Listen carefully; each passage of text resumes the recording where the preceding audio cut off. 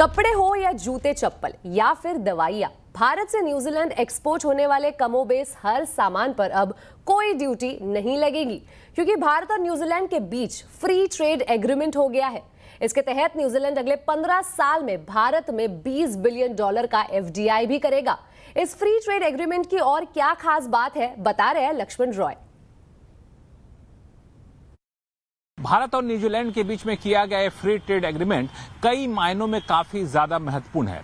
पिछले कुछ सालों में ये 7वां विकसित देश है जिसके साथ भारत ने फ्री ट्रेड एग्रीमेंट किया है। और इस FTA की सबसे खास बात यह है कि भारत से एक्सपोर्ट होने वाले कमोबेश हर सामान पर न्यूजीलैंड ने अपनी ड्यूटी जीरो कर दी है, या फिर कहें कि 100% सामान पर न्यूजीलैंड ने अपनी ड्यूटी जीरो कर दी है। मिसाल के तौर पर अभी अगर भारत से गारमेंट जाता था, लेदर फुटवेयर प्रोडक्ट जाते थे या फिर इंजीनियरिंग प्रोडक्ट जाते थे तो उसमें 10% तक की ड्यूटी लगती थी। लेकिन जैसे ही फ्री ट्रेड एग्रीमेंट अमल में आएगा, 10% की ड्यूटी घट करके 0% हो जाएगी, यानी कोई ड्यूटी नहीं लगेगी। अब भारत जो न्यूजीलैंड के सामान आएंगे उसमें 70% सामान पर भारत ने भी ड्यूटी में छूट देने की बात यहाँ पे की है FTA के तहत। तो आप पूछेंगे भारत में कौन सा सामान आएगा, तो अगर आप न्यूजीलैंड के कीवी, न्यूजीलैंड के एप्पल, इन सारे सामान के शौकीन हैं तो वो सारे सामान काफी ज्यादा भारत में सस्ते में आ सकेंगे। उस पर ड्यूटी में एक बड़ी रियायत भारत सरकार ने देने का फैसला लिया है। दो बातें और काफी महत्वपूर्ण है इस FTA की। पहली बात कि अगले 5 साल में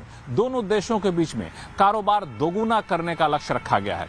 दूसरी महत्वपूर्ण बात कि अगले 15 साल में न्यूजीलैंड भारत में 2000 करोड़ रुपए का FDI करेगा, फॉरेन डायरेक्ट इन्वेस्टमेंट करेगा, जिसका फायदा मैन्युफैक्चरिंग सेक्टर में काफी ज्यादा होगा और टेक्नोलॉजी भी यहां पर लगाएगा। यानी यहां पे न्यूजीलैंड की टेक्नोलॉजी से बना हुआ सामान बनेगा और सिर्फ भारतीय बाजार के लिए नहीं, दुनिया के दूसरे देशों भी इसका एक्सपोर्ट हो सकेगा। और तीसरी जो सबसे खास बात यह है कि प्रोफेशनल्स के लिए, सर्विस सेक्टर के लिए भी FTA काफी महत्वपूर्ण साबित होने वाला है, क्योंकि 5000 वीजा का कोटा प्रोफेशनल्स के लिए न्यूजीलैंड ने रखा है भारत के लिए। भारत के लोग जो न्यूजीलैंड में जाएंगे पढ़ाई करने के बाद 3 साल तक वहां पे नौकरी कर सकेंगे। ऐसे कई सारे करार किए गए हैं इस FTA के तहत।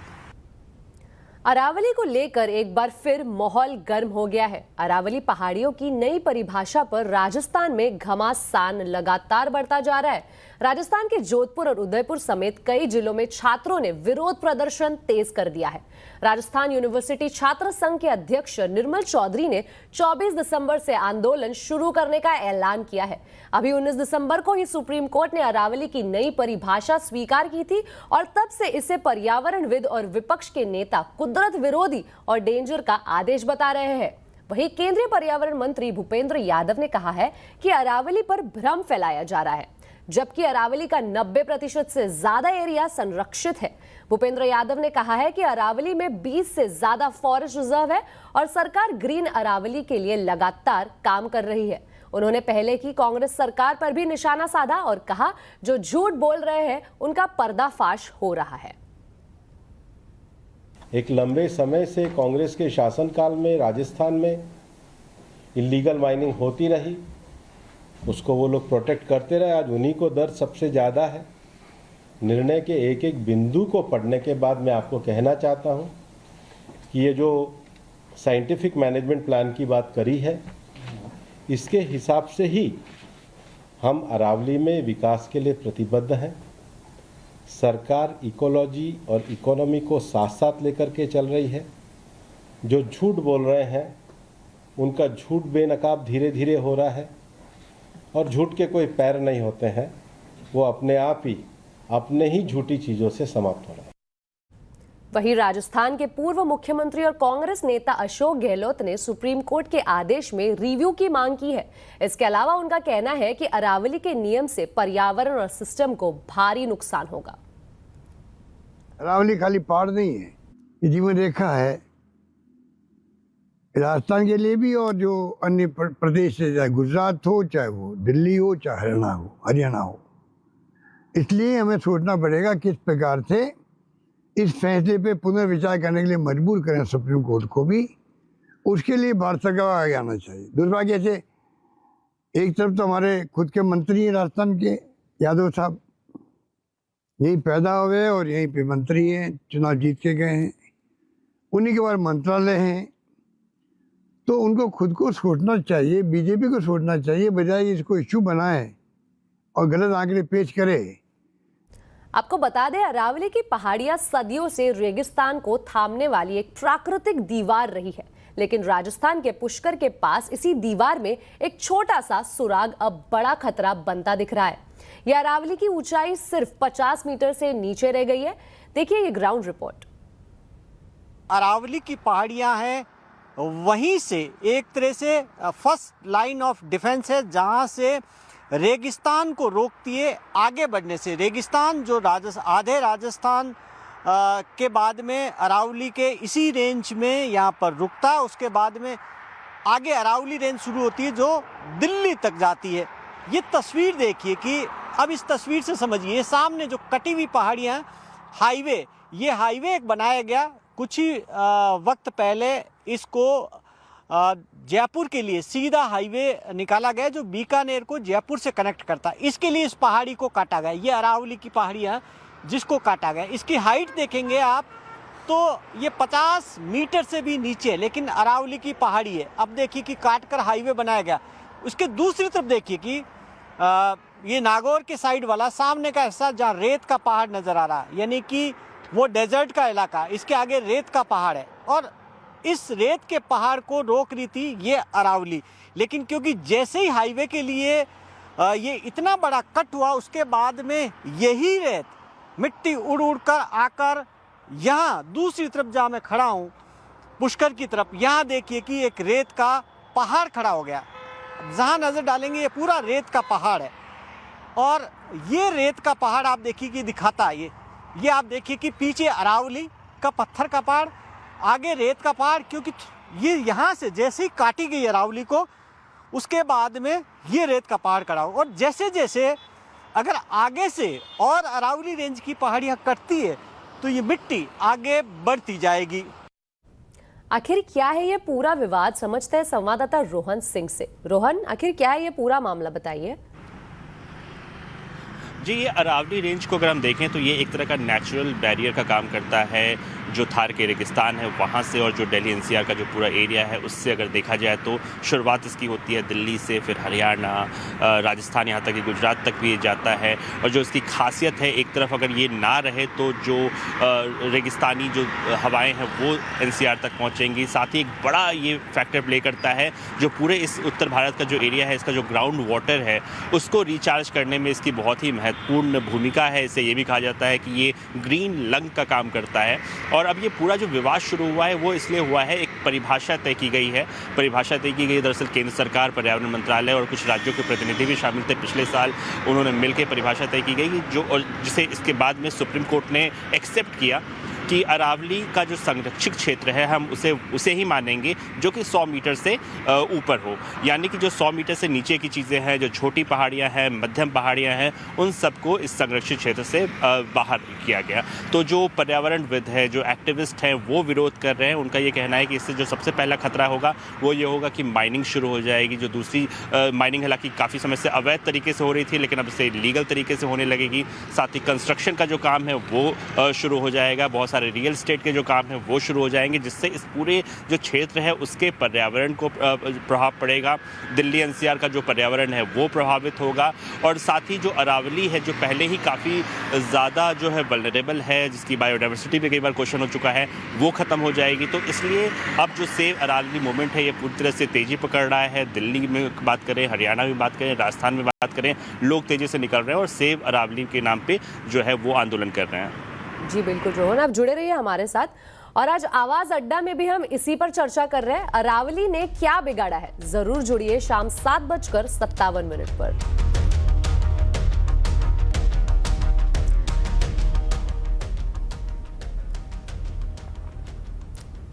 बढ़ते अगली खबर की ओर। दिल्ली में आज भी हवा की क्वालिटी बेहद खराब श्रेणी में है। कई इलाकों में AQI अभी भी 400 के पार है। डिटेल्स के लिए बात करते हैं रोहन सिंह से। रोहन, क्या है दिल्ली में प्रदूषण की आज की ताजा स्थिति?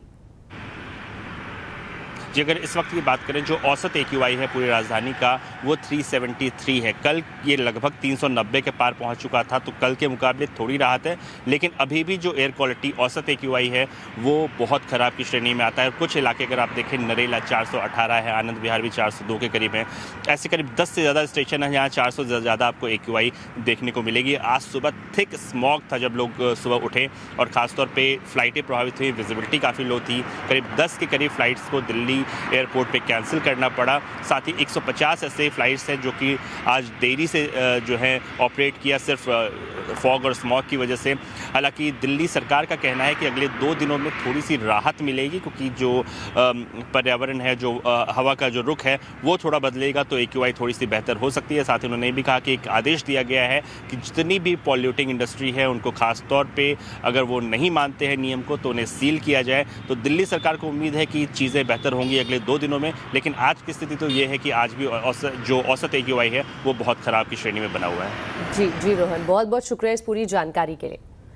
दिल्ली से मुंबई जा रही एयर इंडिया फ्लाइट को तकनीकी खराबी की वजह से वापस लौटना पड़ा। विमान ने दिल्ली हवाई अड्डे पर सुरक्षित लैंडिंग की है, जिसके बाद सभी यात्रियों और चालक दल के सदस्यों को सुरक्षित उतार लिया गया। DGCA ने कहा कि टेक ऑफ के तुरंत बाद विमान में तकनीकी समस्या आ गई थी और पायलट क्रू ने दूसरे इंजन में इंजन ऑयल प्रेशर कम होने की सूचना देखी। कुछ ही देर में इंजन ऑयल प्रेशर 0 हो गया, जिसके बाद तुरंत विमान को वापस बुला लिया गया था। इस घटना पर नागरिक उड्डयन मंत्री ने संज्ञान लिया है और पूरे मामले पर रिपोर्ट मांगी है। अब एक नजर आज के बाजार के हाल पर। आज बाजार में जबरदस्त जोश दिखा है। सेंसेक्स निफ्टी शानदार बढ़त के साथ बंद हुए। मिड कैप स्मॉल कैप शेयरों में भी खरीदारी रही है। जानते हैं मार्केट का हाल आशीष चतुर्वेदी से। आशीष, बताएंगे कैसे रहा आज के बाजार का हाल? देखिए, अच्छे ग्लोबल संकेतों के चलते हफ्ते की शुरुआत तेजी के साथ यहां पर देखने को मिली और बाजार में अगर आप एडवांस डिक्लाइन को देखें तो आपको नजर आएगा कि शुरुआती सत्र से लगातार जो बढ़ने वाले शेयर है इनकी संख्या आपको ज़्यादा नजर आई। सेक्टर्स की बात करें तो सरकारी स्टॉक्स है, डिफेंस है, इसमें आपको खास एक्शन नजर आया। इसके अलावा फार्मा, मेटल्स, यहाँ पर भी आपको तेज़ी देखने को मिली, लेकिन सबसे ज़्यादा एक्शन आपको नजर आया डिफेंस की थीम में से शिप बिल्डिंग। अब आप देखिए, गार्डन रीच है, मझगांव डॉक है, कोचिन शिपयार्ड, सब में बड़े मूव्स देखने को मिले। साथ में कुछ खबरों के चलते जो स्टॉक्स हैं जैसे KEC इंटरनेशनल है, यहाँ पर हाईकोर्ट का फैसला कंपनी के फेवर में है, स्टॉक में बड़ी तेज़ी देखने को मिली।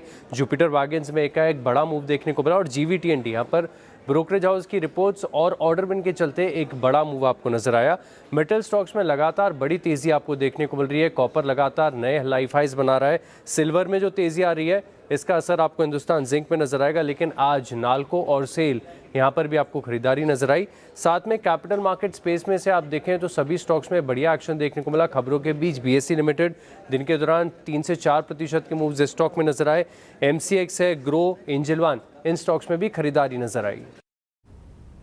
अब आपको बता दें, सोने चांदी की कीमतों में रिकॉर्ड तेजी है। MCX पर सोना 1,36,000 तो चांदी 2,14,000 के पार निकल चुकी है। तो इंटरनेशनल मार्केट में भी सोना रिकॉर्ड $4,400 और चांदी $70 के करीब पहुंच गई है। क्या है इस तेजी का कारण, बता रही है मनीषा गुप्ता। इस साल का सबसे बेहतर एसेट क्लास यहाँ पर प्रेशस मेटल्स उभरा है। सोना, चांदी, प्लैटिनम, पैलेडियम सभी में यहाँ पर तेजी है। जहां सोना चांदी ऑल टाइम हाइस पे है, प्लैटिनम 18 साल के हाइस पर है और पैलेडियम में 3 साल की बढ़त हमने यहाँ पर आते हुए देखी है। तो सोना 67% चढ़ा है, लेकिन चांदी में 137% की बढ़त है। प्लैटिनम 132% चढ़ चुका है और पैलेडियम 100% की तेज़ी इस साल में यहाँ पर दिखा चुका है। काफ़ी सारे फैक्टर्स हैं जो सपोर्टिव हैं। एक तो जो ऑनगोइंग डिबेसमेंट ट्रेड है, रेट में कटौती की एक्सपेक्टेशन है, ग्लोबल डेट यहाँ पर बढ़ता हुआ नज़र आया है, डॉलर इंडेक्स में गिरावट है, जियोपॉलिटिक्स फिर से यहाँ पर लौटा है क्योंकि हमने ईरान और इजराइल के बीच में यहाँ पर हॉस्टिलिटीज़ बढ़ते हुए देखी हैं और साथ ही साथ जो US और वेनेजुएला का कॉन्फ्लिक्ट है उसकी वजह से भी यहाँ पर सपोर्ट बना है। बाजार को लगता है कि जिस तरह का चांदी और प्लैटिनम में इस साल में डेफिसिट बनता हुआ नजर आया वो अगले साल भी यहाँ पर कैरी हो सकता है। डिमांड अच्छी खासी है, सप्लाईज में थोड़ी सी चिंताएं हैं, उसका सपोर्ट यहाँ पर है और लोगों ने अच्छे खासे रिटर्न्स देखे हैं, तो इन्वेस्टमेंट डिमांड भी यहाँ पर काफ़ी बेहतरीन उभर के आई है। अब अगर 2026 की बात की जाए तो सोने में ज़्यादातर ग्लोबल बैंक्स और ब्रोकरेजेस मानते हैं कि हम $5,000 प्रति आउंस का लेवल यहाँ पर देखेंगे। मुनाफा वसूली अगर आती है तो वह $4,200 के आसपास तक देखने को मिलेगी। रहेगी। चांदी में लोग ज़्यादा मुनाफा वसूली की एक्सपेक्टेशन कर रहे हैं क्योंकि चांदी भागी भी बहुत ज़्यादा है, लेकिन यहाँ पर भी गिरावट के बाद खरीदारी आएगी और एक स्टेबिलिटी के साथ साथ कंसोलिडेशन यहाँ पर चांदी में बनेगा। तो काफ़ी हद तक 55 से $75 प्रति आउंस की रेंज चांदी भी आपको अगले साल दिखा सकती है। कोडीन कफ सिरप के मुद्दे पर उत्तर प्रदेश विधानसभा के बाहर और अंदर आज जमकर हंगामा देखने को मिला। यूपी में नशे के तौर पर कोडीन के इस्तेमाल पर सियासत गर्म है। यूपी विधानसभा परिसर में समाजवादी पार्टी के विधायकों ने प्रदर्शन किया। समाजवादी पार्टी के विधायक हाथों में बोर्ड लेकर विधानसभा पहुंचे और सरकार के खिलाफ जमकर नारेबाजी की। समाजवादी पार्टी ने सरकार पर माफिया और कोडीन कांड के आरोपियों को संरक्षण देने का आरोप लगाया, जिसके बाद सदन के अंदर सीएम योगी आदित्यनाथ ने विपक्ष को जवाब देते हुए कहा कि कोडीन के आरोपियों को 2016 में समाजवादी पार्टी की सरकार ने ही लाइसेंस दिया था। कोडीन कफ सिरप से उत्तर प्रदेश के अंदर कोई मौत नहीं हुई है। दूसरा, इस मामले में एनडीपीएस के अंतर्गत कार्रवाई होगी। ये उत्तर प्रदेश सरकार इस मामले को कोर्ट में जीती है, उत्तर प्रदेश ने इस मामले को लड़ा है। तीसरा, उत्तर प्रदेश में इसका जो सबसे बड़ा होलसेलर, जो बड़े होलसेलर हैं, जिसको सबसे पहले एसटीएफ ने पकड़ा था 2016 में, उसको लाइसेंस समाजवादी पार्टी ने जारी किया था। नया साल आने को है। क्रिसमस और नए साल पर गोवा या दूसरे पॉपुलर डेस्टिनेशन का हवाई किराया बढ़ जाता है। इस साल क्या है स्थिति, वो जानने की कोशिश की हमारे संवाददाता केतन जोशी ने। ख्याति सूरती अपने परिवार और मित्रों के साथ गोवा में क्रिसमस और न्यू ईयर सेलिब्रेट करना चाहती हैं, लेकिन अहमदाबाद से गोवा का हवाई किराया आम दिनों की तुलना में काफी ज्यादा है। इसके चलते बजट प्रति व्यक्ति 40% तक बढ़ रहा है। हम फैमिली और फ्रेंड्स के साथ गोवा के लिए प्लान कर रहे थे, सो टिकट्स पहले एयरफेयर देखे and right now we have decided कि जाएं, पर रेट्स देखे बहुत हाई हो रहे हैं, 30-40% इंक्रीजमेंट हो रही है। So now thinking what to do, so thinking of to postpone. Goa में क्रिसमस और नए साल की धूम होती है। भारत के बड़े शहरों से गोवा का किराया आम दिनों की तुलना में 30 से 50% या उससे भी ज्यादा बढ़ जाता है। एक सप्ताह में अहमदाबाद गोवा का किराया 3500 से 6000 पर पहुंच गया है। इसी तरह मुंबई, दिल्ली और बंगलुरु के किराए भी 2 गुना तक बढ़ गए हैं। जानकारों का मानना है कि सरकार और एयरलाइन चाहते तो स्पेशल ट्रेनों की तरह स्पेशल फ्लाइट्स चला सकते थे। डीजीसीए और एयरलाइंस अगर आपस में मिलजुल कर अगर फ्लेक्सिबिलिटी रखती है और एडिशनल एयरक्राफ्ट वहां डिप्लॉय करती है, तो ये एयरफेयर बहुत कंट्रोल हो सकता है और लोगों को जो परेशानी अभी उठानी पड़ती है वो उसमें से मुक्त हो सकती है। Christmas, Diwali, Janmashtami, new year पर किराए ऐसे बढ़ते हैं कि यात्री भी ठगा हुआ महसूस करते हैं।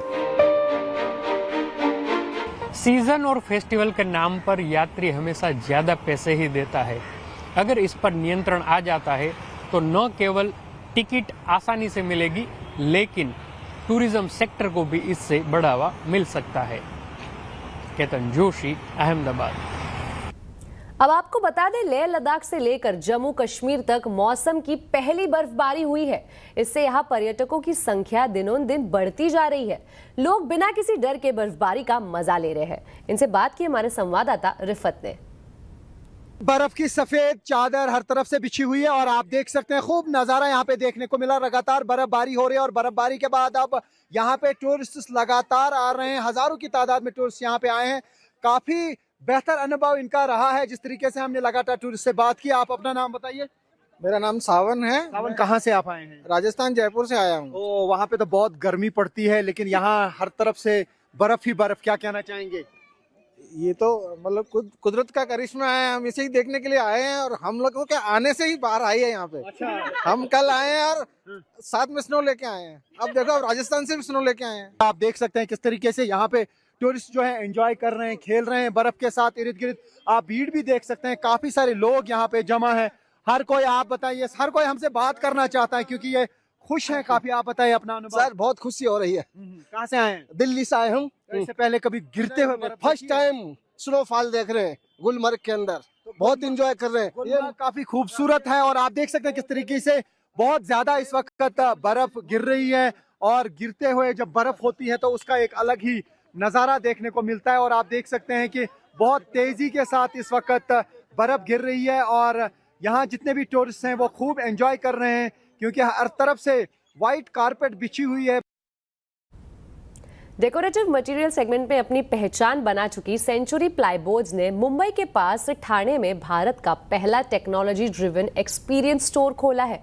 Century arena next generation centre है जिससे कस्टमर अपनी जरूरत के हिसाब से डिजाइन को कस्टमाइज करा सकते हैं। इस आधुनिक सेंटर में एक छत के नीचे ग्राहक, आर्किटेक्ट, इंटीरियर डिजाइनर और चैनल पार्टनर्स मिल जाएंगे। सेंचुरी एरिना का मकसद ट्रेडिशनल लैमिनेट और विनियर बाइंग को एक अलग एक्सपीरियंस में बदलना है। दिल्ली और कोलकाता में सफल एरिनास के बाद मुंबई के मार्केट में भी कंपनी ने अपना कदम रखा है। कंपनी का कहना है कि वो आगे ऐसे और centres खोलेंगी। To be truly honest, the first time I heard about a tech-driven display center, I thought that it was a little bit of fiction because this concept had never been done before in our industry. But at Century, we have a problem, which is we love experimenting, we love ideating, and we're not afraid to fail. So we said that let's give it a shot. And I'm truly amazed by what has come out. अब आपको बता दें आज के consumer अड्डा topic के बारे में। पैसा सिर्फ मेहनत से नहीं, क्लैरिटी से आता है और क्लैरिटी तब मिलती है जब दिमाग का शोर कम हो जाता है। ध्यान वही नॉइज कैंसलेशन बटन है जो आपके डर और शोर को खत्म करता है। तो कैसे ध्यान आपके करियर को सही दिशा दे सकता है, इसी पर कंज्यूमर अड्डा में करेंगे चर्चा शाम 5:57 पर। आवाज समाचार में अभी के लिए इतना ही। आप देखते रहे CNBC आवाज और अपडेटेड रहे खबरों पर हमारे सोशल मीडिया हैंडल्स के जरिए। नमस्कार।